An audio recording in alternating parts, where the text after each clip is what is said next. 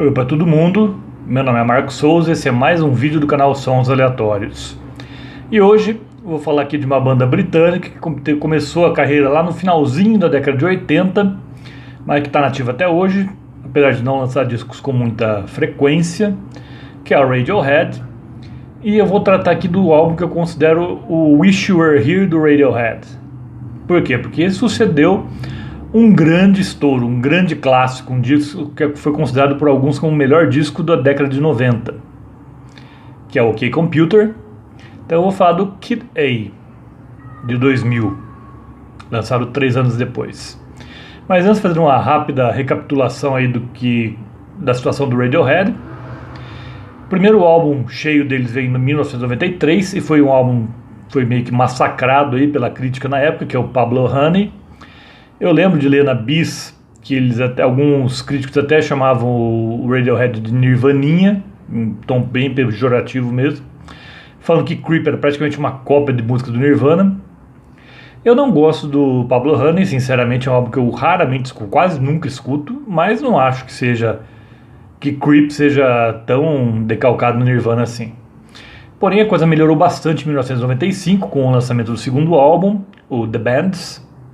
Esse sim já a banda ganhou mais respeitabilidade, certo? E é um álbum assim com músicas bem marcantes, algumas até resvalando no rock de arena, como se o Radiohead estivesse tentando ser o próximo U2 no caso, mas a consagração mesmo veio com o OK Computer de 1997. Esse sim um álbum que muitos consideram, e entre eles eu também me incluo, a obra-prima do Radiohead.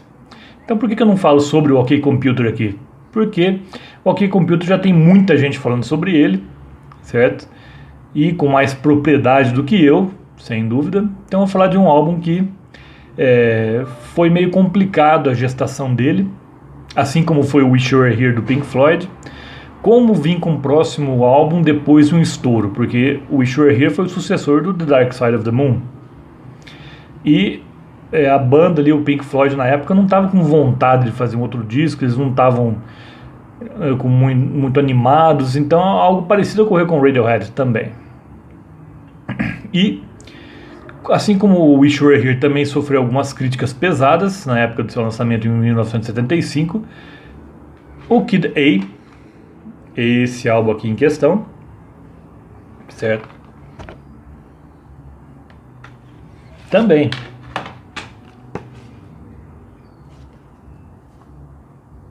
aqui a capa dele. É um álbum com uma capa meio esquisita, meio bizarra. Não tem muito encarte com letras, são mais fotos aleatórias mesmo.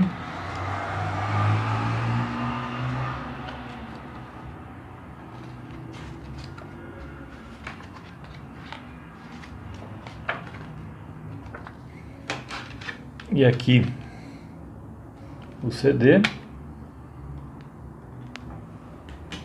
E aqui tem até uma historinha mais ou menos aqui. Dizem que nas edições gringas tinha um encarte oculto aqui atrás. Não é o caso dessa. Tá certo? Aqui acho que eu não vou conseguir abrir. Então só para vocês verem que não tem nenhum encarte oculto aqui. Certo? E quais as críticas que ele sofreu então na época do seu lançamento? Primeiro que o Radiohead abandonou o rock, que eu acho ridículo. É um álbum que tem muitos elementos eletrônicos, certo? Realmente, para aquele fã da fase The Bands, ele não é nem um pouco atrativo à primeira vista. Ele é um álbum bem mais enigmático, no caso, esse Kid A. Até o nome do álbum, o título dele, o que seria Kid A? Uma versão mais plausível que eu já ouvi falar é que seria o nome do primeiro clone humano que seria produzido, que seria criado. Seria o Kid A. Então é um álbum frio, esse aqui é um álbum gélido no caso, bem distante, as músicas não são assim muito emocionantes, com exceção de Optimistic. Eu acho ela mais emocionante, assim, com uma pegada que lembra um pouco The Bands, no caso. E Motion Picture Soundtrack também, que é uma faixa bem triste também. Mas de resto você tem aí como Everything in Its Right Place, aqui abre o álbum, que é bem eletrônica, bem climática no caso, e a própria Kid A, que é um instrumento, quase que instrumental, vocais, mas não se entende praticamente o que é dito, no caso. É a mais experimental de todas, com certeza.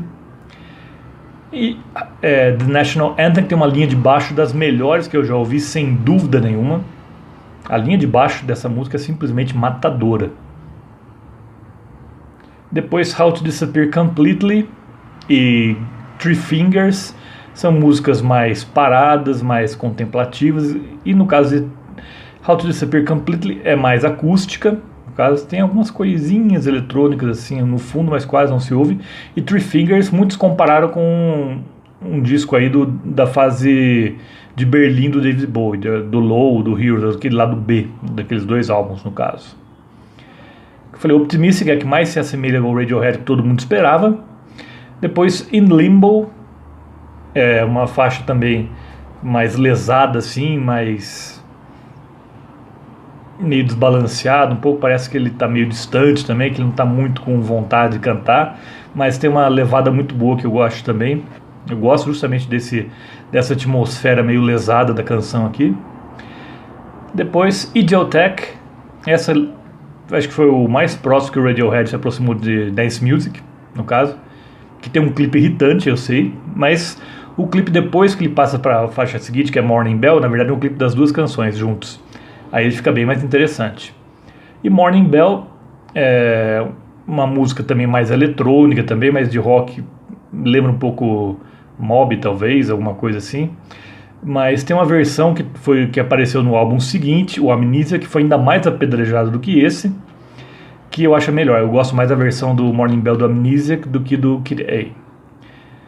E fechando disso, como eu falei, Motion Picture Soundtrack, fechando um tom bem deprê assim. Depois a música para, essa música termina, fica um tempinho sem tocar nada, depois volta com alguns sons meio celestiais assim, digamos, depois fica em silêncio, mas rodando o cronômetro aqui, depois para de vez. O pessoal achava que tinha alguma coisa oculta, mas não tem. E eu me lembro bem que esse álbum aqui, um certo jornalista, um certo crítico aí da Folha de São Paulo, na época escrevia para a Folha de São Paulo, desceu a lenha, tanto no Kid A quanto no Amnesia, no caso. Mas depois ele fez a meia-culpa uns 10 anos, passado do lançamento dos dois. Porque isso aqui foi lançado no final de, acho que setembro, outubro de 2000, e o Amnesia menos de um ano depois de 2000. Então são quase que álbuns gêmeos, o pessoal fala. Mas eu lembro bem que ele desceu muito a lenha, tanto no Kid A quanto no Amnesia, e depois ele se retratou, mas muito tempo depois. Que ele falou que na época ele não teve paciência para escutar os dois discos, mas ele reouvindo, ele viu que são excelentes mesmo, não tem nada de difíceis. Eu sempre achei que nunca teve nada de difícil, nem no Kid A, nem no Amnesia. Certo? É só ter os ouvidos um pouco mais abertos a sonoridades não convencionais, eu diria assim. Mas não são discos difíceis, não, para mim pelo menos não. E depois disso que o Radiohead já começou, parecia que ele ia flertar cada vez mais com música eletrônica, com rock experimental, ele volta um pouco ao normal, um pouco só, com Hail to the Thief, que foi o último álbum deles na gravadora, na EMI. E depois viria ainda um outro grande álbum, que é o In Rainbows, que eu gosto bastante. Depois vem um álbum que também foi deixado meio em branco aí, que é um álbum que não é tão bom quanto os outros, mas eu gosto de várias canções, que é o The King of Limbs. E o último deles, de 2016, esse realmente eu não gostei, que é o A Moon Shaped Pool. Esse eu achei um álbum bem aquém do que o Radiohead poderia fazer, sem dúvida. Só com uma música que eu acho interessante, que é True Love Waits, que é uma música que eles tocavam em shows desde 1995. Então já é uma música bem antiga e não tem muito a ver com o restante das canções que estão no álbum. Mas eu creio que o Radiohead se deu bem, saiu-se com sucesso na missão de suceder uma obra-prima, certo? Lançou um disco também que lançou muitas questões, e também quando o álbum é polêmico, tem gente que ama, tem gente que odeia, tem o seu valor, sempre acredito nisso. E lembro a vocês que toda terça-feira tem vídeo novo no canal. Por hoje eu fico por aqui. Vejo vocês na próxima terça-feira. Até lá!